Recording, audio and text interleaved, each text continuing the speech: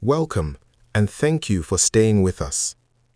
From coordinated attacks on January 3rd to retaliatory strikes days later, we are breaking down the timeline of renewed clashes between Boko Haram and the Islamic State West Africa Province, ISWAP, and what the situation looks like now. Multiple security and intelligence sources confirm that the violence began in the Alin Gulde axis of the Mandara Mountains before spreading into Sambisa Forest, covering parts of Bama and Konduga local government areas in Borno State. At the center of the initial fighting were camps linked to Boko Haram elements reportedly loyal to commanders Abba Tukere, Bunjuma, and Ali Kalumbo. Intelligence reports indicate that the first wave involved coordinated raids on rival positions, not random encounters, suggesting pre-planned internal targeting, not spontaneous clashes. Sources say the fighting lasted several hours at a time, across multiple days, affecting camps in Gazua, Kashmiri, Kachi, and Bula Musai. By January 6, the balance reportedly shifted.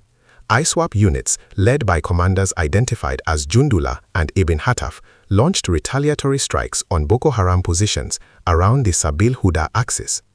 Security sources describe this phase as more intense and deliberate, aimed at reclaiming lost ground and weapons. If you value detailed fact-checked investigative reporting, consider subscribing and sharing this report. Intelligence findings, confessions, and what could come next. What makes this clash significant is what intelligence sources say was discovered afterward. According to field reports, captured fighters from both sides provided confession summaries pointing to long-standing internal fractures, including leadership disputes, accusations of betrayal, and competition over supply routes and recruitment zones around southern Lake Chad and forest corridors linking Sambisa to the Mandara Range. These disclosures suggest the clashes were not just about territory, but about control of future operations, who commands fighters, who controls weapons, and who decides the next direction of attacks. Security analysts warn that while this infighting may temporarily reduce large-scale attacks, it also creates a dangerous vacuum. Cells operating around Tumbunfulani, Bulumkutu, and Gaidam corridors could exploit the confusion to stage smaller, unpredictable strikes. Troops under Operation HADIN KAI have been placed on high alert, not because the threat is over, but because it may mutate. What might have happened if these internal clashes did not erupt? Intelligence assessments suggest a higher risk of joint or sequential attacks. What might happen next? Sources say both factions are rearming, repositioning, and reassessing loyalties. And this is key.